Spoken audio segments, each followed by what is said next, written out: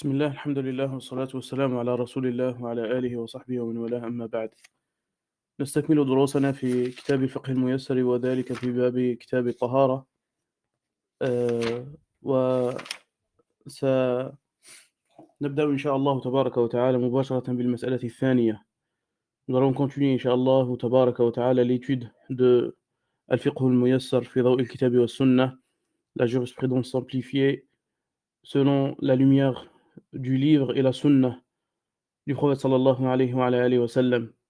La fois passée, nous avons vu les jugements, ou plutôt la définition de tahara et ses catégories. Et on a dit que la tahara se divise en deux.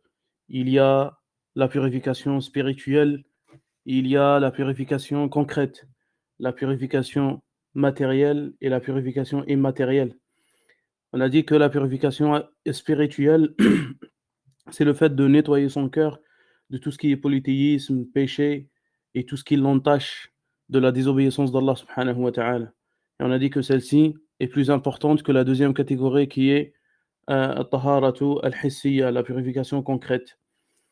Et ce qui fait l'objet de ces cours, c'est ce qui nous intéresse plus, c'est la purification concrète. Et on a dit que dans la langue arabe, la purification concrète signifie la propreté, et c'est le fait d'enlever les saletés.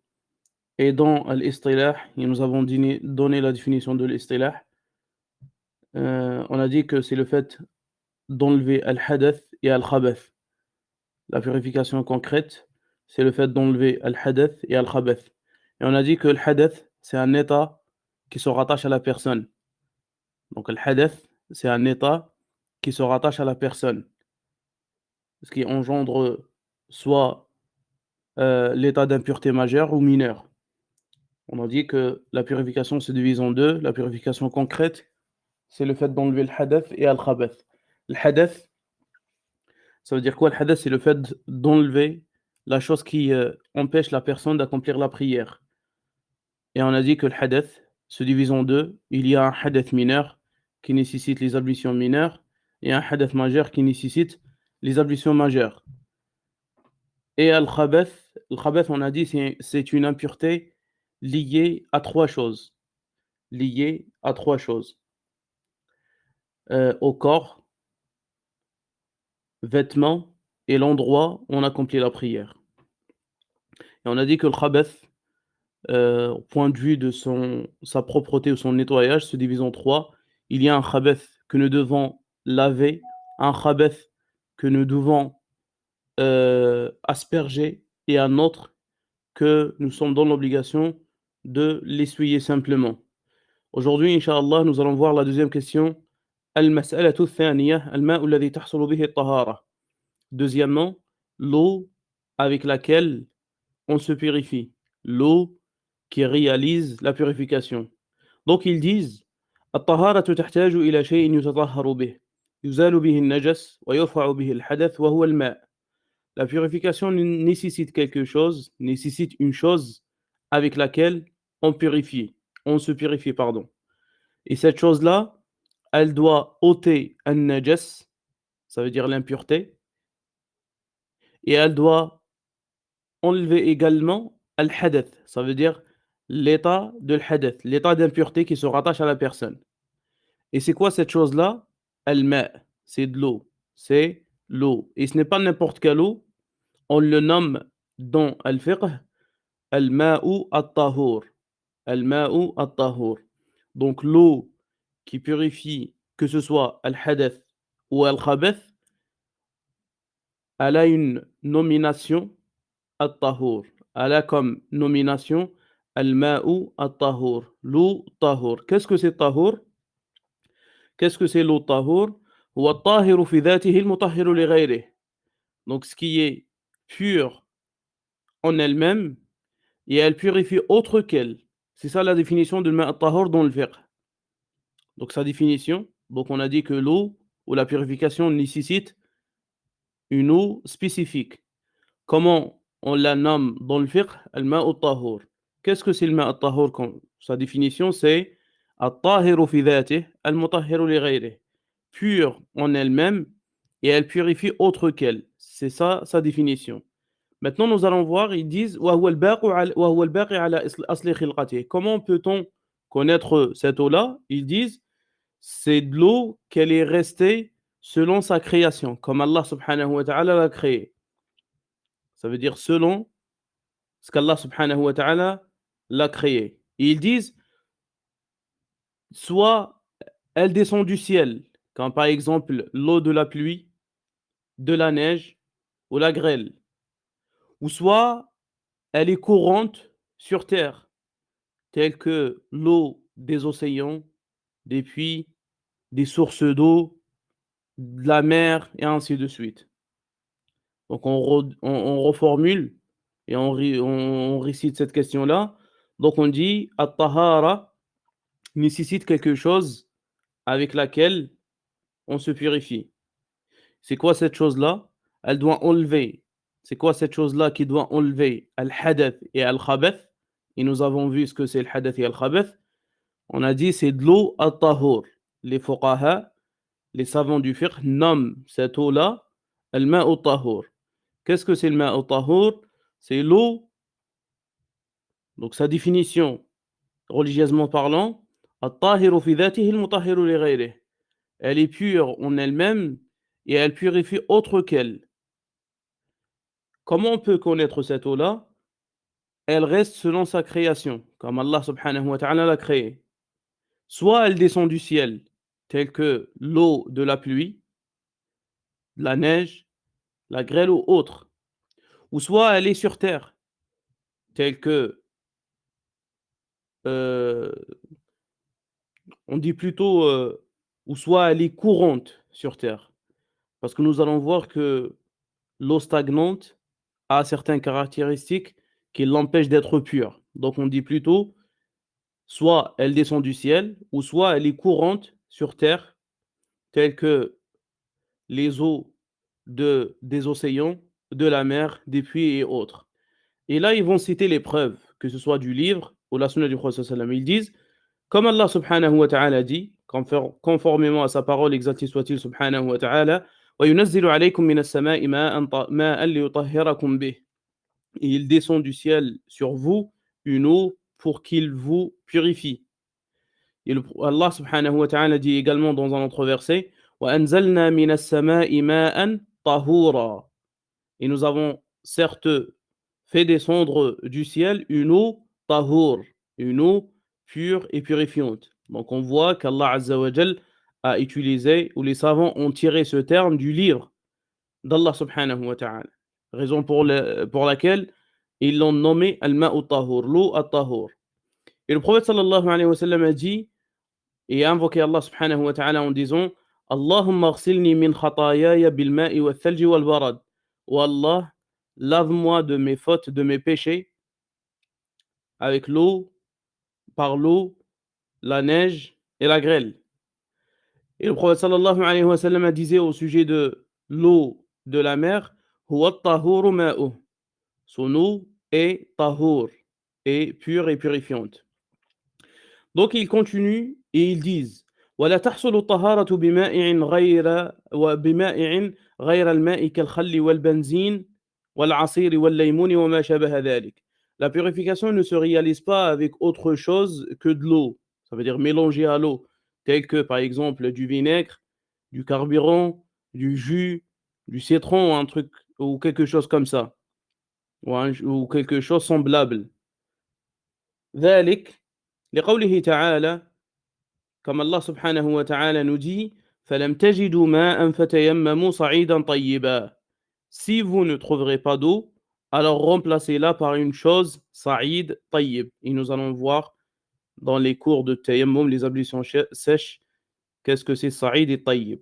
Donc dans ce verset, Allah subhanahu wa ta'ala nous oriente obligatoirement de remplacer l'eau par un sa'id tayyib. C'est quelque chose qui remplace l'eau si elle est absente. Et Allah subhanahu wa ta'ala nous a pas, le législateur nous a pas ordonné ou légiféré de remplacer l'eau par, par exemple du vinaigre, du jus ou quelque chose comme ça. Donc, il nous a dit, s'il n'y a pas de l'eau pure et purifiante, alors faites les ablutions sèches, faites at-tayammum. Donc, c'est ça la deuxième question. Maintenant, la troisième question, al-ma'u idha khalatathu najasa. Donc, la question suivante concerne al-ma' idha khalatathu najasa. L'eau, lorsqu'elle est touchée avec quelque chose d'impur. L'eau, quand elle est mélangée à une chose impure. Donc, que devons-nous faire? Quand l'eau, elle est en contact avec quelque chose d'impur, qu'est-ce qu'ils disent? Ils disent, rahimahumullah wa hafidhallahu minhum al-ahya, الماء إذا خالطته نجاسة فغيرت أحد أوصافه الثلاثة ريحه أو طعمه أو لونه فهو نجس بالإجماع لا يجوز استعماله فلا يرفع الحدث ولا يزيل الخبث سواء كان كثيرا أم قليلا. Donc il faut savoir avant toute chose que religieusement parlant, l'eau possède trois caractéristiques. Trois caractéristiques. Quelles sont les caractéristiques de l'eau? L'odeur, la couleur et le goût. Donc c'est ça, les trois caractéristiques de l'eau. Et en fonction de ces trois caractéristiques, nous allons donner le jugement si cette eau est pure ou non. Donc la question qu'on traite maintenant, quand l'eau elle est en contact avec quelque chose impur. Donc si cette chose-là, impure, a changé l'une de ses caractéristiques, et pas obligatoirement ou forcément les trois, il suffit qu'il y a une seule caractéristique à changer. Donc lorsque l'eau a touché quelque chose impur, et cette chose-là impure a changé l'une de ces trois caractéristiques, l'odorat, la couleur ou le goût. Si elle a changé l'une de ces trois caractéristiques, alors selon le consensus des savants, cette eau est impure. Elle n'est pas permis de l'utiliser pour que ce soit enlever le hadath ou al-khabath. Que cela soit d'une petite quantité, ça veut dire d'eau, ou grande quantité. Donc peu importe la quantité de l'eau, si l'une de ces trois caractéristiques change, alors elle est impure. أما إن خالطته النجاسة ولم تغير أحد أوصافه الثلاث. Donc là, la question concerne l'eau lorsqu'elle est touchée par une impureté, sauf que cette impureté-là n'a pas changé les trois caractéristiques, n'a pas changé ni la couleur, ni l'odeur, ni le goût. Donc là, qu'est-ce qu'on fait? Là, on regarde la quantité de l'eau. On regarde la quantité de l'eau. فإن كان كثيرا لم ينجس. Si l'eau, elle était d'une grande quantité, alors elle reste pure. Si elle est de petite quantité, elle devient impure. Mais la question qui se pose maintenant, comment peut-on déterminer la quantité de l'eau? Si elle est grande ou non? Donc il se peut que quelqu'un il nous dit: «Pour moi 100 litres, c'est déjà beaucoup». D'autres disent: «Pour moi 200-300, c'est beaucoup, c'est peu». Ça dépend la définition des gens et leur interprétation de l'eau, si elle est de grande quantité ou pas. Donc si elle est de grande quantité, cette eau-là, elle reste pure. On peut l'utiliser pour enlever le hadath et al-khabath. Si elle est de petite quantité, alors elle devient impure. Mais pour déterminer la quantité, nous devons se référer au hadith du prophète sallam. Il dit d'après Abu Sa'id al-Khudri radiyallahu anhu, le prophète sallallahu alayhi wa sallam a dit: Inna al-ma'a tahurun la yunajjisuhu shay'. Donc on a deux hadiths dans cette question. Hadith de Abi Sa'id al-Khudri radiyallahu anhu lorsqu'il dit que l'eau est pure et rien ne la rend impure. Et on a un hadith d'Ibn Umar radiyallahu anhuma. Il dit que le prophète sallallahu alayhi wa sallam a dit: lorsque l'eau atteint 2 jarres, alors il ne porte pas d'impureté. L'eau qui atteint 2 jarres ne porte pas d'impureté. Donc pour, heu, trouver une interprétation et rejoindre ces et joindre et rejoindre ces 2 hadiths, donc le premier il dit: «Al-ma'u tahurun la yunajjisuhu shay». L'eau est pure et rien ne la rend impure. Ça c'est le hadith d'Abu Saïd. Le hadith d'Ibn Omar radiyallahu anhu dit que lorsque l'eau atteint 2 jarres, il ne porte pas d'impureté. Donc pour regrouper entre ces deux, on dit que l'eau est pure et rien ne la rend impure si elle atteint 2 jarres. C'est ça l'interprétation des savants à ce sujet. Parce que d'autres savants disent que peu importe la quantité, l'eau reste toujours, pure. Selon le hadith du prophète sallallahu alayhi wa sallam lorsqu'il dit: «Al-ma'u tahurun la yunajjisuhu shay», que l'eau est pure et rien ne la rend impure. Mais ce qui pose, problème concernant ce hadith, c'est qu'il y a un autre hadith rapporté par Ibn Omar lorsqu'il dit que l'eau, lorsqu'elle atteint 2 jarres, elle ne porte pas d'impureté. Et comme il dit Cheikh Adel Chawrabji hafidhahullah, la bonne interprétation pour regrouper entre ces 2 hadiths qui sont bien, authentiques et que qui portent contradiction au sens apparent. Donc qu'est-ce qu'on dit? Que l'eau est pure et rien ne la rend impure si elle atteint 2 jarres. Donc maintenant nous allons déterminer qu'est-ce que c'est le jar, la quantité du jar connue chez les Arabes. Donc ils disent: «Al-qulla hiya al-jarra, jam'uha qulal wa qilal, wa hiya ma yusawi ma wa hiya tusawi ma yuqarib 93 75 و93 صاعًا». يعني ما يقارب 160 لتر و50 مليلتر، والقلتان 5 قرب تقريبًا.